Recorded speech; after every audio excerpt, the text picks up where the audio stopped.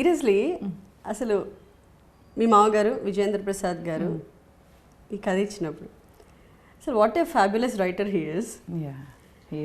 అసలు ఆయన బుర్రలో ఆయన వర్కింగ్ సిస్టమ్ ఎలా ఉంటుంది? నేను కూడా చాలా కష్టపడుతున్నాను నేను అర్థం చేసుకోవటానికి. అండ్ మేము ఫ్యామిలీలో అందరం ఏదై ఉంటుంది, ఈ సీక్రెట్ ఏంటి, ఆ రోజు దానిమ్మ రసం తాగుతున్నారు అది అనుకుంటాం ఒకరోజు. కాదు, ఇది దానిమ్మ రసానికి అయితే మనం తాగేయచ్చు కదా. అదే దానిమ్మ రసం తాగితే కలర్ వస్తారు కానీ కథలు అలాగే ఇలా చాలా డిస్కషన్స్ మేము చేసుకుంటుంటాం చక్కగా. ఆయన మానాన్న ఆయన ఎవరితోనూ ఎక్కువ మాట్లాడరు, అంటే పెద్ద డిస్కషన్స్ పెట్టరు. ఆయన ఏంటో కనిపెడదామన్నా కూడా ఏమీ అర్థం అవ్వదు. రోజు ప్రొద్దున్నే లేస్తారు, లేచి నేను 5 గంటలకు వంటింట్లో ఉంటే అమ్మ ఒక 10 నిమిషాలు ఉందా అంటారు. లేదు మా ఆయ అంటే 5 నిమిషాలు అంటారు. సరే అంటే సరే 5 నిమిషాల్లో చెప్పేస్తాను కథను అని కూర్చోబెడతారు. 10 నిమిషాలు ఉందంటే 10 నిమిషాల్లో కథ, అదే కథ 10 నిమిషాల్లో చెప్తారు కూర్చోబెట్టి.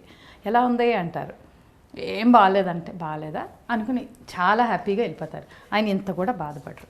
మళ్ళీ సరదాగా ఏడిపిద్దామని అంటారా? నచ్చలేదని చెప్పేస్తాను నేను. ఓకే, లేదు మాయా ఇదేం నచ్చలేదు, అదేంటి అలా, అది బాగాలేదంటావా అనుకుని వెళ్ళిపోతారు. నెక్స్ట్ డే మార్నింగ్ మళ్ళీ వచ్చి ఇంకో కథ చెప్పేస్తారు.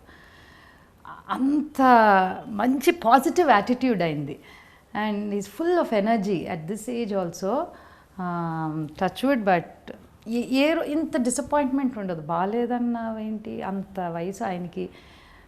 అండ్ పోనీ నేనైనా పెద్ద ఇదా ఏమీ కాదు, బట్ చెప్తే ఇది నచ్చలేదా, సరే అయితే ఎందుకు బాగాలేదు అన్నది ఏమైనా చెప్పగలవా అంటారు. ఒక్కోసారి నేను చెప్పగలను, ఏమో మాయ ఒక్కోసారి నాకు నచ్చలేదు అంతే అంటాను.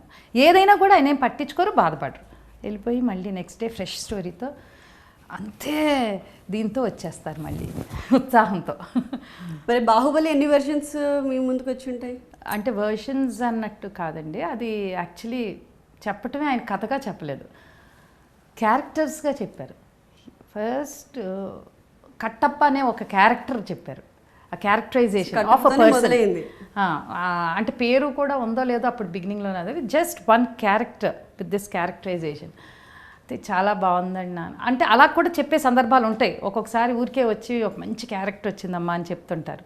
అంటే నాకెందుకు ఫస్ట్ చెప్తారంటే, నేను ఎర్లీ మార్నింగ్ లెగుస్తాను, ఆయన లెగుస్తారు, మేమిద్దరమే ఉంటాం.